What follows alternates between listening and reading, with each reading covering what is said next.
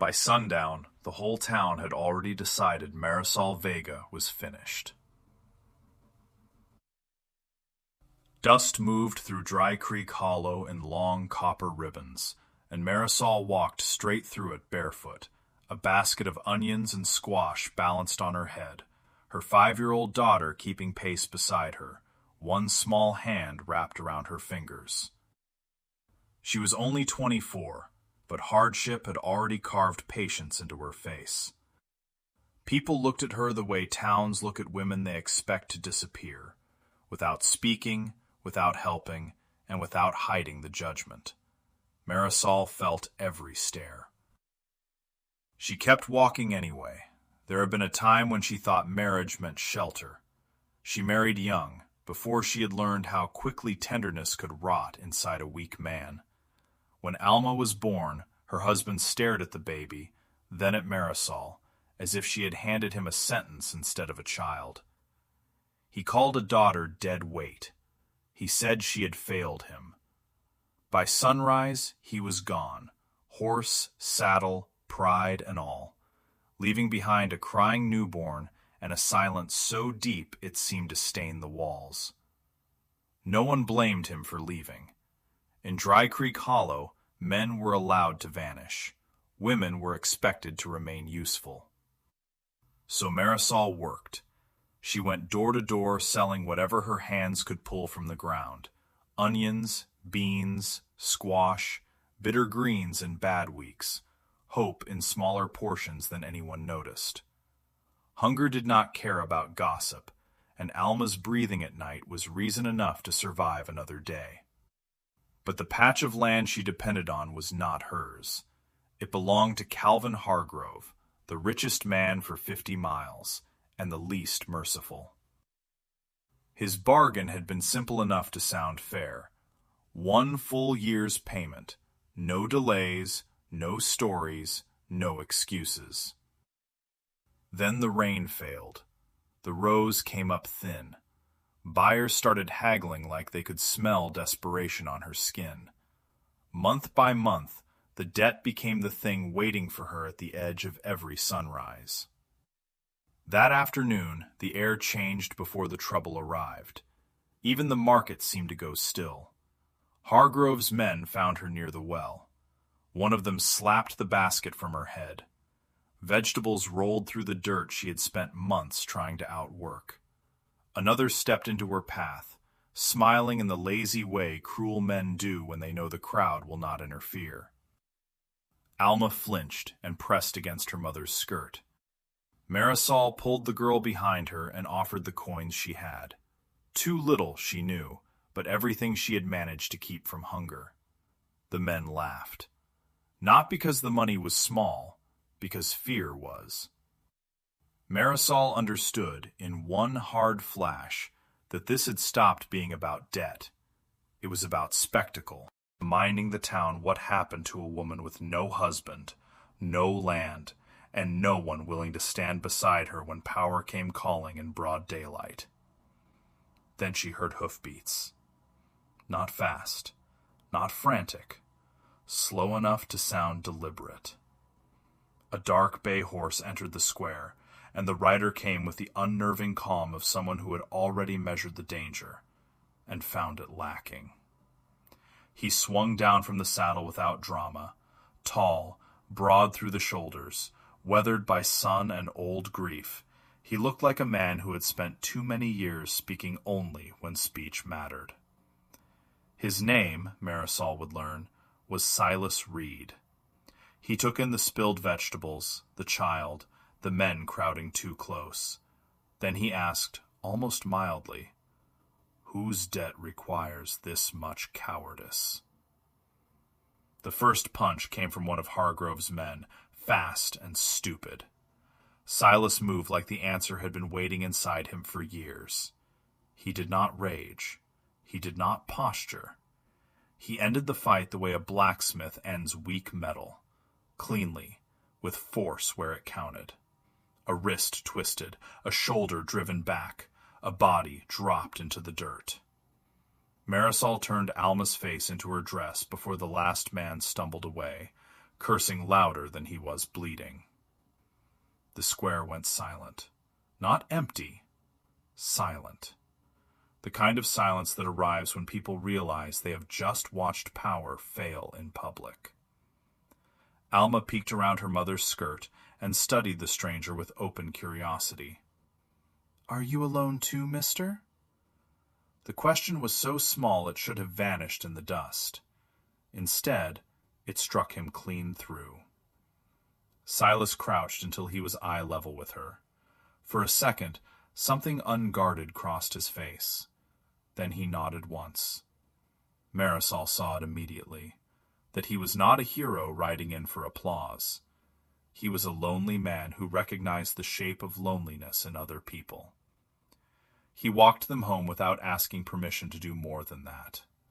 The cabin sat at the far edge of town where the road gave up and the land remembered how to be empty. The roof sagged near one corner, the latch stuck, the water barrel was low. Silas noticed all of it without making her embarrassment any heavier. He fixed the door before he sat down. He filled the barrel before he accepted a cup of coffee. He spoke little, but every quiet thing he did carried a message Marisol had almost forgotten how to read. Help, without hunger attached to it. That night, after Alma fell asleep beneath a patched quilt, Marisol sat across from Silas with a lantern between them and felt something dangerous stir in her chest. Not desire, not yet. Something rarer. Relief. The days after that began to rearrange themselves. He never announced that he was staying, yet he kept appearing where the work was hardest. He mended a broken fence. He patched the chicken coop roof before the next windstorm. He traded labor in town and came back with flour, lamp oil, and once, to Alma's delight, a ribbon the color of wild poppies. He asked for nothing, never reached for ownership, never turned kindness into a bargain. That was what unsettled Marisol most, because she did not know what to do with a man who made her feel safer instead of smaller. Alma, of course, decided much faster. She followed Silas like a shadow with tangled hair and dusty knees, asking questions about horseshoes, fence posts, clouds, boot leather, and whether coyotes ever got lonely. He answered as many as he could. When he could not, he made her laugh instead. And in the sound of that laughter, something closed inside the cabin that had been standing open to cold for years. But Dry Creek Hollow was not the kind of place that let happiness pass without inspection. The town watched. Then it whispered. Then Calvin Hargrove came back himself. He rode up one noon with the expression of a man who believed the world had been arranged for his convenience. He looked at Marisol as though she were a problem that had grown teeth.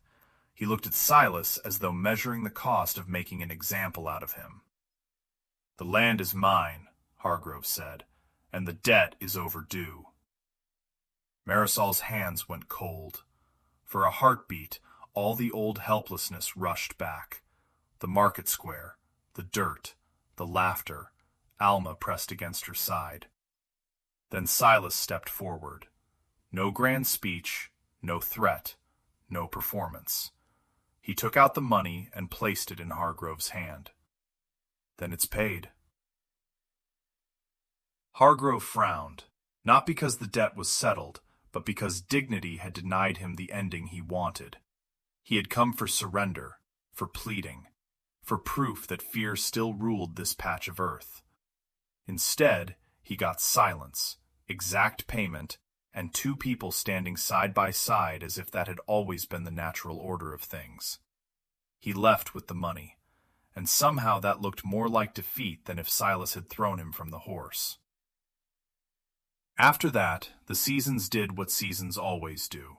They tested everything. Some weeks the harvest came in strong. Some weeks the wind stripped hope down to bare stems. Winter found the cracks in the cabin walls. Spring turned the yard to mud.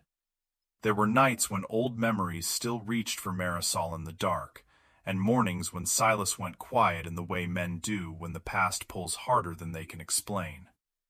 But now, neither of them had to carry those silences alone.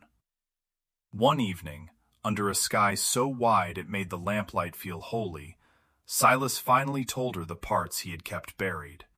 A house gone empty. Loss he had never found language for. Years spent waking up with work to do, but nowhere he was needed once the work was done. He did not dress the confession up as romance.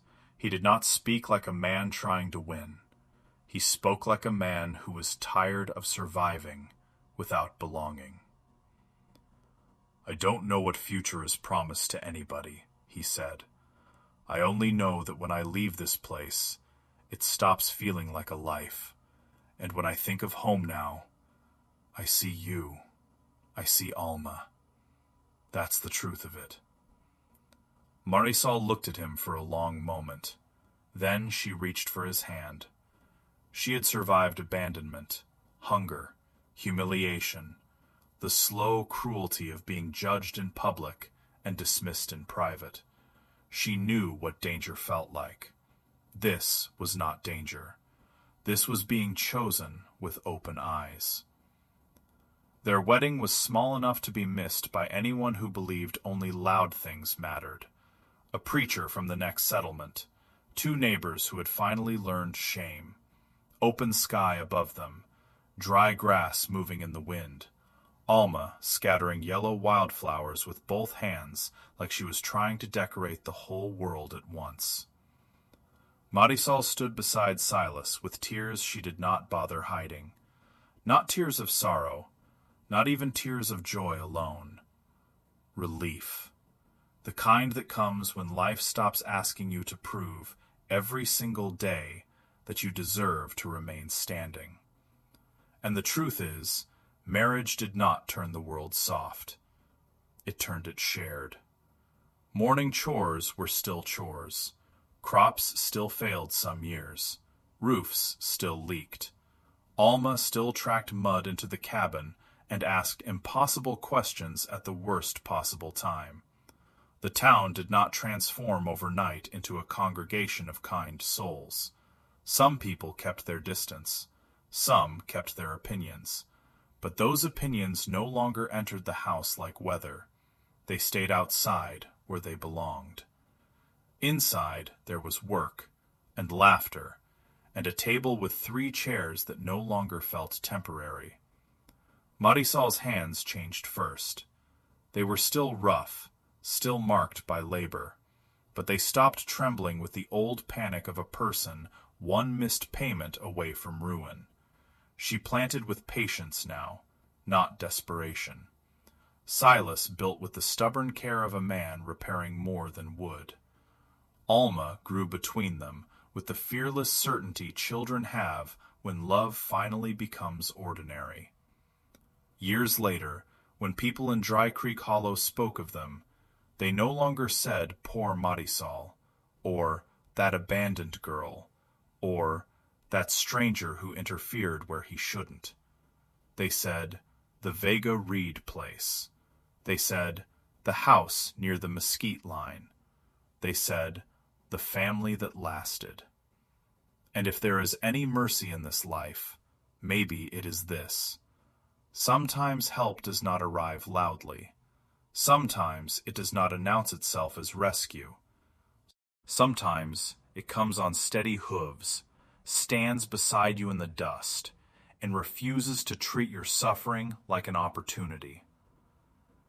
And sometimes, if you are brave enough to trust what gentleness feels like when it is real, the life that almost buried you becomes the very ground where love decides to stay.